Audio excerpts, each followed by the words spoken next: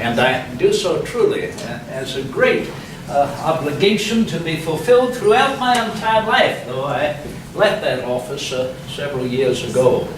I've had the opportunity now in my leisure to travel forth, not so extensively from my mountain area as I once did, but particularly to travel about incognito upon day trips and for a week at the most, up to Rockfish Gap, out to take the salubrious waters, if you will, of the hot springs and the warm springs. And you know, it's such a comfort to ride incognito. Nobody knows who I am.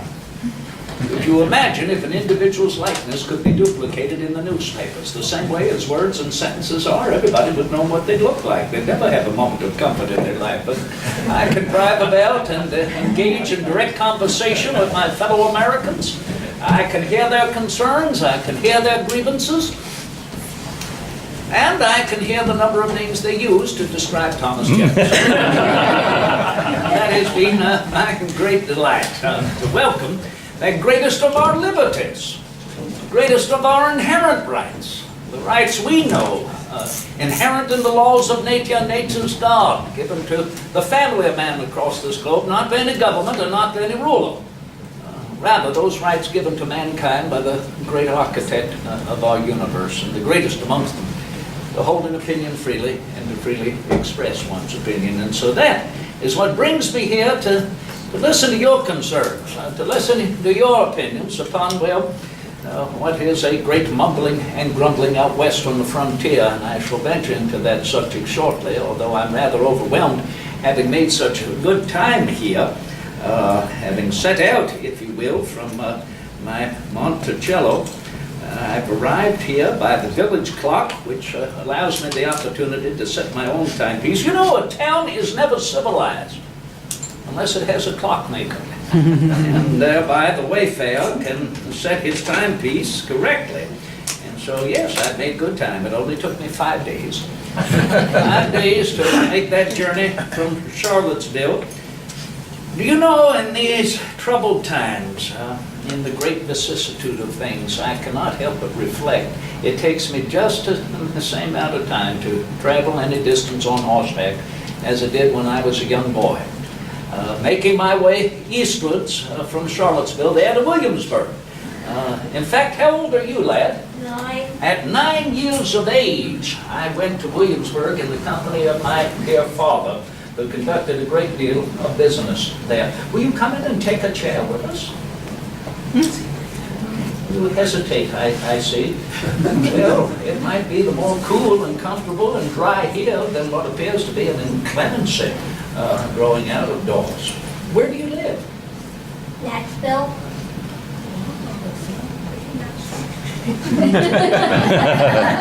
The settlement far south? Along the great Mississippi. Good Lord, honestly, I've never known anyone to look so happy and healthy after such a journey. Here I am complaining about 5 days in the saddle. You know, when I was your age making my way to Williamsburg, it took me 5 days to travel 120 miles. It still does. Anyone who owns a horse knows that you never travel extensively more than 35 or 40 miles a day. That is a comfortable distance to attain. And you never ride any faster in the saddle than about 5 miles an hour. That is a comfortable pace. If you were to try and ride 6 or 7 miles an hour over distance, it will soon prove unsettling to the digestion. And consider most people across the globe do not even own a fine riding horse. Particular one that they can hitch up to a gentleman's phaeton. No, those are expensive to purchase, to maintain. Most people across this globe, they travel one way to the other. How so? By foot. Walk, your God-given method of transportation. You're on 2 feet. That'll take you comfortably about 3 miles an hour. Now, there is a peculiar calculation. That of the average rate of speed upon the globe as I know it. Between the minority, those who own a fine riding horse or travel in their phaeton can travel comfortably 5 miles an hour, and yet the average individual, well, they walk comfortably 3 miles an hour. It still remains a 4-mile-an-hour world, doesn't it? That is the world that I know. I know of no place upon the globe where you can travel any faster than a ship at sea or a horse on land, and I will not disavow there have been remarkable improvements, the majority of which have been brought forth by our remarkable nation. The first nation in the history of man in its system of government devoted to the pursuit of science. It's right there in our Constitution. One of the duties of our legislative body is to pursue the arts and sciences. And I should know well, for I presided over the patent office. And I'm referring, if you will, to that, the modern mechanism of a steam-empowered mechanical device. Do you know the very first one to have the opportunity to be engaged upon our continent was engaged simultaneously in two distinct places separated by about 250 miles or so, and I'm referring to 1788, when a Virginian, James Rumsey, placed a steam engine in a boat on the Upper Potomac across from Shepherdstown, that it might progress steadily against the current and vagaries of winds. That is where a steam engine ought to be employed firstly. A steady advance. The same thing was happening upon the Delaware River there in Philadelphia of Mr. John Fitch. Do you know neither of those boats could travel any farther against the current any more swift than one could achieve speed on horseback? Not very long after that, a good friend of mine, very wealthy Philadelphian, a tobacconist, Mr. Leeper, Thomas Leeper, placed a steam engine in a cart, and he placed the cart on two rails parallel that it might propel itself. Why, is that not ingenious? And yet that could not achieve any greater speed than one could achieve speed on horseback. And I know you're all thinking, though most polite in doing so, not verbally pronouncing, Jefferson, get modern. Seen greater advances, and yes, that advance in the steam engine has been none more improved that I know of than that method of transportation. Great advance in the steam engine, and that was effected by my good friend, my fellow collaborator on our Declaration of American Independence, Robert R. Livingston from New York, and our mutual friend, Robert Fulton. They improved the steam engine. They placed it in a mighty ship upon the Hudson River to sail the distance between the port of New York and Albany City, a distance of 150 miles. And will we ever get over it? It made the distance within 36 hours. Is that not phantasmagorical? Truly. What's next? That is what I wonder. What is just around the corner in such an advance? To think how rapidly we are improving transportation, and more so communications. To think that someone in Albany may know what has occurred in the port of New York within 36 hours is extraordinary indeed. What will happen in the next century? The next 2 centuries, the 21st century. Mind-boggling. And yet, I say this with a caveat. In the next 2 centuries, do you think we might be traveling a bit too fast? A bit too swiftly? And as a consequence, if you will, our past traveling equally as rapidly behind us. And thereby, we may become more prone to forget what has happened but a short time distant in the great scheme of things. Fall backward, engage the same disastrous habits and customs that preoccupied our ancestors. That is what worries me. Many have said, Mr. Jefferson, what do you think is indeed the greatest invention of this modern world? And of course, I cannot deny, I think the most precious, relevant, that we may never forget, is what? What do you think the most precious? Well, the Constitution is a result of it served to be disseminated to the greatest extent. The printing press. The printing press for the dissemination of information to the greatest extent, provoking people to want to read for themselves, the more importantly, to think for themselves. I've always said that people would simply think for themselves and speak what they think, they'd find they have more in common than they would otherwise believe. But the printing press, in my opinion, allowed for the greatest invention of this modern world. Truly, within the last century, our United States of America. lest we forget. The first nation in the history of man founded upon principle. Not upon monarchy, nor upon aristocracy, with the exception of a natural aristocracy, a meritocracy, if you will. As I dismounted out of doors, realizing the heavens were growing heavy, and I took off my riding boots, I found my solace within here for a moment. I thought, meeting you shortly, I would be observed as rather musty, dusty from the saddle, perhaps peculiarly apparelled, so I did conjure up an apology, until I heard my introduction and entering the room. Gazing amongst all of you, I wondered, why should I apologize for the way I am dressed? I've always believed in dressing for comfort, but you overwhelm me. And now I feel I'm a bit overdressed. This has become quite the modern cut of a gentleman's suit of clothes since the turn of the century, truly. Very different from when I was your age, 9 years of age, or before. During, after the American Revolution, gentlemen were so proud of their beautifully tailored frock coats. They were buttoned all the way down to the knees. You rarely see them any longer. I'm proud of their beautifully embroidered silk waistcoats with deep pockets. Now see, since the turn of the century, this 19th century, gentlemen have been cutting away their frock coats and cutting away, if you will, the points of their waistcoats. And I declare, without the excess of material, well, this is far more comfortable in the saddle. I'm never a day out of the saddle. The old tri-corner hat, the cocked hats, they say now are old-fashioned, with the exception of Williamsburg, Virginia. And they're worn as an honorarium to the past, but you know, gentlemen are wearing what they call now top hats. It's very fanciful and growing ever the higher. Wonders how one will walk comfortably beneath the portal in the future.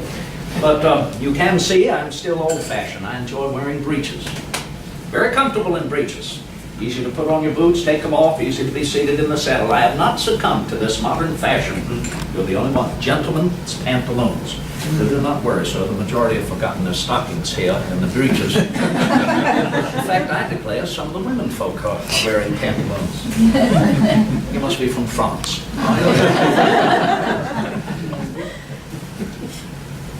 I beg your pardon, citizens. I presume such levity purported by Mr. Jefferson is contrary to what you've been reading in the papers. I presume predominantly the Federalist newspapers. Oh yes, they never cease in hurling their heresies against me. An American Sphinx is how they now refer to me. Insinuating, suggesting that I'm rather reticent, removed, reserved, somber, cerebral, calculated, devoid of humor. Already you've seen quite the contrary. You've seen what my family and my friends will ever be ready to tell you, and that is simply Mr. Jefferson is unrestrained in confabulation. He speaks his mind, particularly when he is at home amongst his neighbors.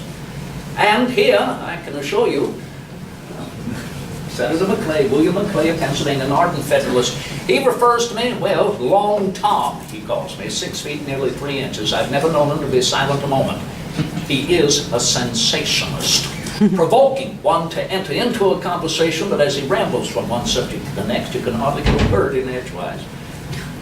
And I do not wish here to support Senator McClay, and yet, if you will, my point, we often preoccupy ourselves on opinions simply of style and fashion, do we not? Oh yes, even in the worst of times. We wonder what may the other be wearing, will we be properly attired, and should we conform? Well, it is an element of human nature, I do not deny, and perhaps some of you have read as I have written. In matters of style, simply swim with the current. But in matters of principle, stand like a rock, lest we forget. Oh, citizens, if you will, I stand upon that principle not to forget where we have been, so that we may better understand where we are. Particularly at present, to realize we are seeing the birth of the second and third generation of American citizens, those who are being born now, of those who were born during our American Revolution. Is it not extraordinary? We are seeing the birth of the children and the grandchildren of our Revolutionary War families now being born. And that should provoke us to ponder, what world will they see in the next several generations? Imagine that, mid-century, the 1860s. I hope we know the world that they will see. Depends upon whom? People. You. Not me. I will not live to see it. I know there have been a few before me, but I share with you my hopes and my prayers. There will be many, many more after me. All of them, of course, to receive your approbation, the faith and the trust that you place in them to uphold the principles over which we shed our blood in our American Revolution. Well, many who recognize me, particularly as the author of our Declaration of American Independence, I want to say, Jefferson, with whom did you collaborate shortly? This did not all flow naturally from your own mind. Were there any books that you had before you, any pamphlets? Do you know I answer each and every one? I did not consult one individual, nor book, nor pamphlet. Everything flowed freely from my mind, and you may find it yourself in the elementary books of public right. Works of Aristotle, Cicero, Algernon Sidney, John Locke, Adam Smith, those authors and their works, I'm certain each and every one of you here are familiar with, revisit every day, do you not? No. Of course not. Particularly when we remember in '76, the average American could not even read. Our Declaration, rest you assured, was written in order to be read. It follows a dramatic cadence to lift the human spirit to noble sentiments of what man can accomplish on behalf of his fellow man through collaboration and compromise. This is what we must continue to bear in mind at present, when we begin to hear more so of the rumblings and the grumblings rolling eastwards from west of the Appalachian Mountains. I'm referring, of course, to the growing population in the territory of Missouri, seeking the opportunity to be admitted to our nation as a new state. Oh yes, I know many have said the growing population in the north of Massachusetts, throughout the Maine, is also interested to petition for statehood, but there's a big difference between that interest in the north and the interest to the west. And I presume we know upon what principle it is grounded. Slavery. Well, slavery as a result of Agricultural commerce. property. Property. Okay.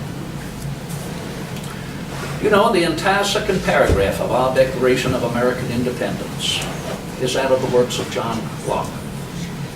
Oh yes, it is Locke. We hold these truths to be self-evident. Now, I provided a particular alteration I think most vital to our future. You see, Mr. Locke wrote that we all created equal, that we are endowed by our Creator with certain inalienable rights, amongst which are life, liberty, and Property. Pursuit of property. Yes, I'm happy to hear that pronounced boldly. We have not forgotten, now have we? Oh, they knew exactly what I had done in that Congress of '76. Let us not forget how many here believe that property is an inherent right in nature. How many believe it is not? How many simply do not know? There we have more truthful citizens. Rest you assured, do not the weed preachers in nature stake out their claim? But of course they do. Particularly to protect and defend their young. Are not the clothes upon our backs our inherent right, our property, which we purchased through our hard-earned labors, or which was gifted unto us?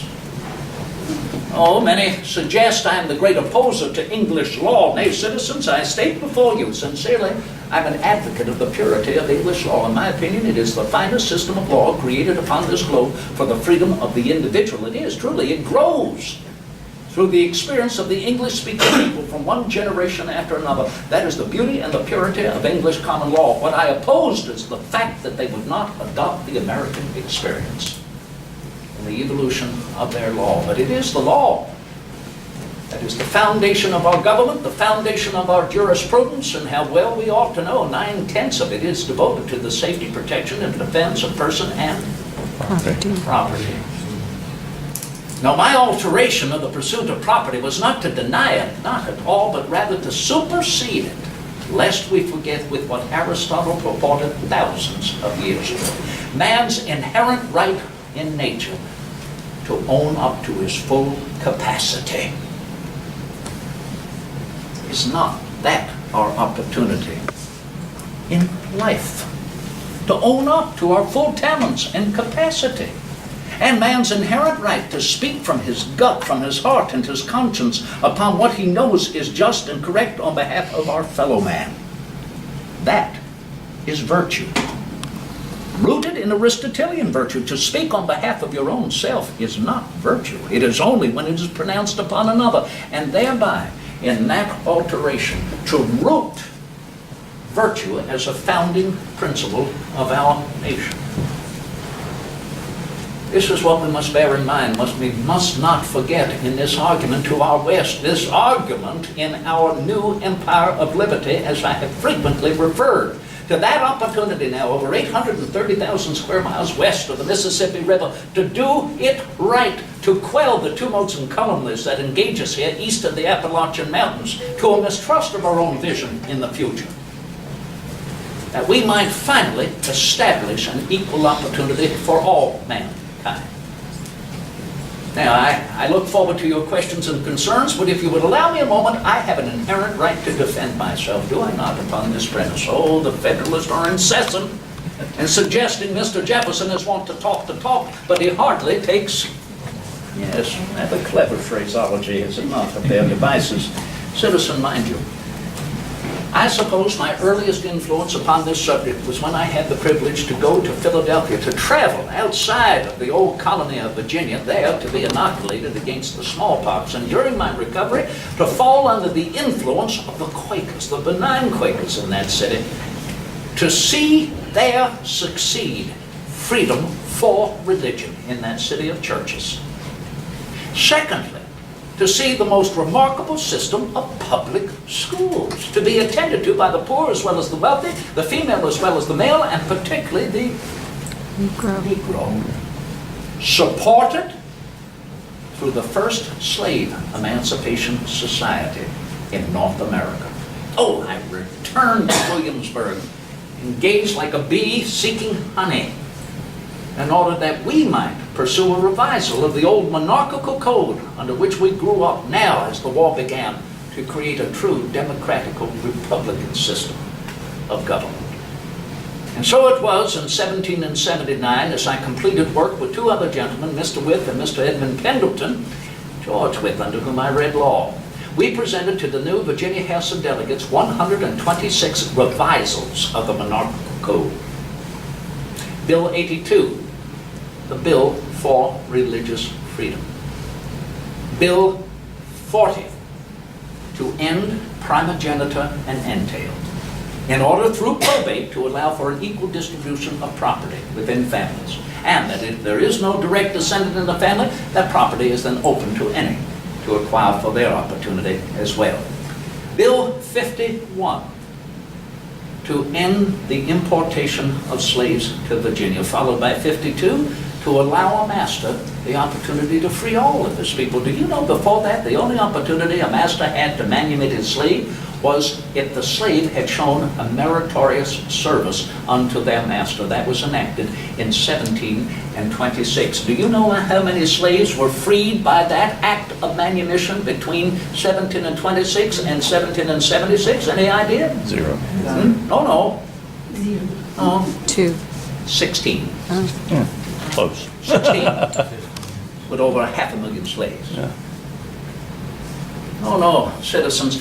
Bill 79, for the general diffusion of knowledge, for the erection of schoolhouses all throughout Virginia, providing an opportunity of education unto the poor as well as the wealthy, unto the female as well as the male.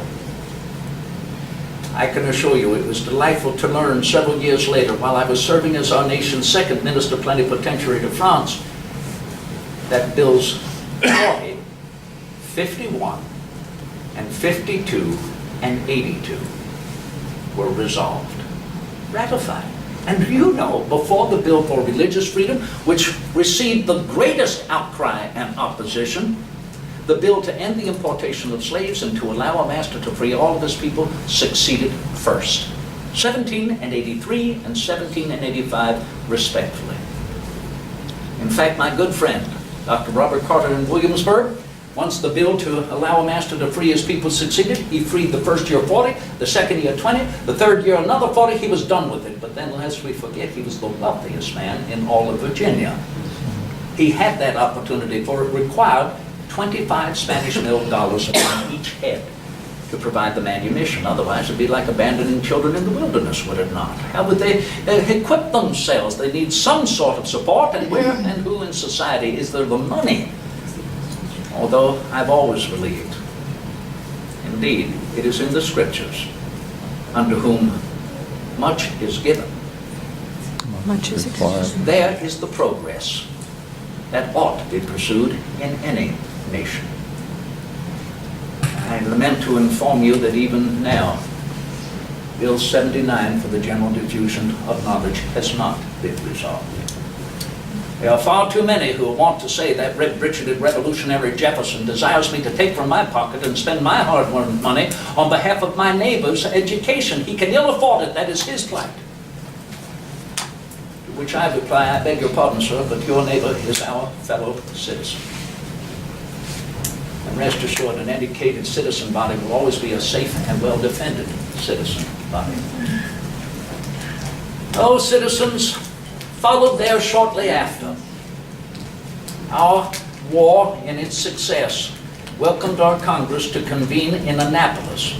And in the spring of '84, after I had made my journey here through Mr. Harpers Ferry, I was invited by our Congress to suggest a report on the Northwest Territories and how each of our territories, as they were forming, might enter our nation as new states. I suggested 5 requisites. Firstly, every territory becoming a state of our Union will forever remain a state of our Union. Secondly, every territory becoming a state of our Union will have its government in Republican forms, as the other states and the federal government. Thirdly, every territory becoming a state of our Union will have a portion of the national debt apportioned on it as it can afford to pay. Do you see there's no need for a national bank? There never has been one. And where does it say there ought to be one? In our Constitution. Why do we place upon an individual what they can ill afford simply because their neighbor can, and pool that debt together in order to be supported by the entire nation? Prorate the debt upon those states that can afford to pay as they go along. Fourth, no person holding any hereditary title will be admitted as citizen of our nation. And fifthly, to our general concern that brings us together today, by the year 1800 of the Christian era, there shall no longer be any involuntary servitude in any of the states or the territories annexed to them. This was put up to vote in our Congress there in Annapolis in March of 1784. And yes, I know many of us have not forgotten it lost. But have we forgotten it lost by one vote? One vote. It is still said that the delegate from New Jersey was home ill that day. Politics as usual.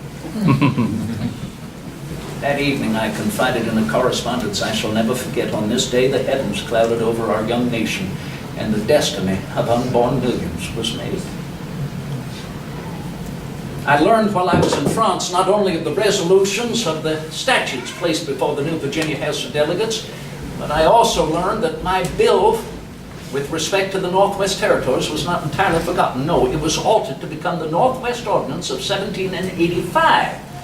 And disallowing slavery in the Northwest, that became altered as the Ordinance of 1787, which found its way into our Constitution, in which you may read boldly the year that we would allow our Congress in the future the opportunity again to vote on whether we continue the slave trade or end it. Do you know the year? 1808. 1808.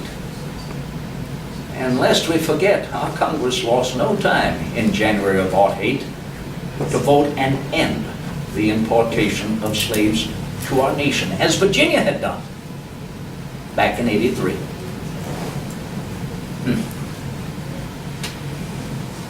I will never forget, if you will, the presidential election of 1804. Oh, how much more uncontentious it was, with but a few exceptions, than the one 4 years earlier, 1800. You remember that? Huh? There were 4 candidates standing for that high office. President Adams seeking another administration. He was contested by his own vice president.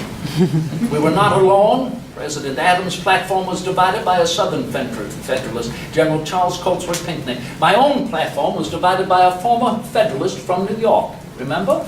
Aaron Burr. Aaron Burr.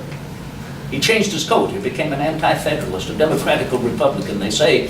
And you recall when all of the electoral votes arrived in Washington City, who had to open them all before the Senate? As President of the Senate, Vice President of the United States, and one of the candidates, I opened to the entire Senate, not a victory, but a tie. Not between President Adams and another, but rather 73 electoral votes each for Aaron Burr and Thomas Jefferson, and for many days the United States of America did not know who would be the next president. Did you ever imagine such a thing happening in our history again? We followed our Constitution, which says such a conundrum should enter directly into House of the Representatives. House. Thank you. You know, the other day I made the same inquiry of a young schoolboy who had the advantage of an education. His family had the means, and he answered me, "Oh, sir, were that to happen again, it goes to the judiciary." I've never heard of anything more ridiculous in young Thailand. What are they teaching them in these academies today, where they spend so much money to send them there? No, it goes to that body elected by whom? The people. Well, yes, we would think, the people. And that is where it was finally resolved, and I was elected. Oh, what a contention there was. And if there were any success over the next 4 years, besides, if you would allow the quelling of the Barbary pirate attacks upon our vessels, the winning of that war against the Kingdom of Tripoli, the acquisition of the island of New Orleans and the territory of Louisiana, and as well the successful expedition of Captain Lewis and Lieutenant Clark. Oh, I think indeed my greatest achievement was to provide a balance in the political divisiveness in our nation's government, so that in 1804, my election succeeded in what they called, I think a rather quaint term, a landslide. I only lost 2 states. You remember what they were? South Carolina and Connecticut. Why? Slavery. The 2 states in our nation and the former colonies that witnessed the greatest importation of slaves.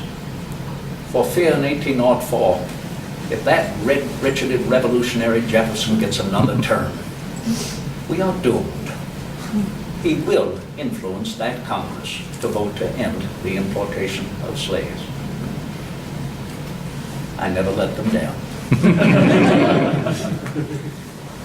Citizens, if you will, these are points upon which I continue to stand. I know that you do not hear them often, but I have found this opportunity that I can proffer it freely, and with just one addendum with respect to what is happening in the territory of Missouri. I am supported by my good friend. I've known him since he was a young boy, a former Virginian who has now achieved quite the fame out in Kentucky. A young boy who read law with Mr. Wythe, as I did, Senator Clay, Henry Clay. He has assured me that he will seek an opportunity, if you will, to not so much collaborate with the opposition as he will seek some method by which we may see Missouri enter free. I am hopeful. I have told him, let alone that representative from Massachusetts who appears that he may become one of the first 2 senators of Maine when it succeeds in its petition. I'm referring to Representative Holmes. That if indeed Missouri comes into our Union enslaved, there in our new Empire of Liberty, And what will we see by mid-century? But that during that time, this most surely will be a fire bell in the night. And all, I feel, will not see that speck then on our horizon, which may someday fall upon us as a great tornado. Perhaps you've heard that before. And as well, perhaps you have not heard what else I have written accordingly. But I simply thank my Maker I will not have to live and witness it. For he knows well I will spend the rest of my days weeping over the neglect of the grandsons that have forgotten entirely those principles over which their grandfathers shed their blood in our revolution. So, if you will, I care not to place a pall upon us this afternoon, but rather to provide some more enlightenment. So a pall may be lifted to your curiosities and questions for the time we have left.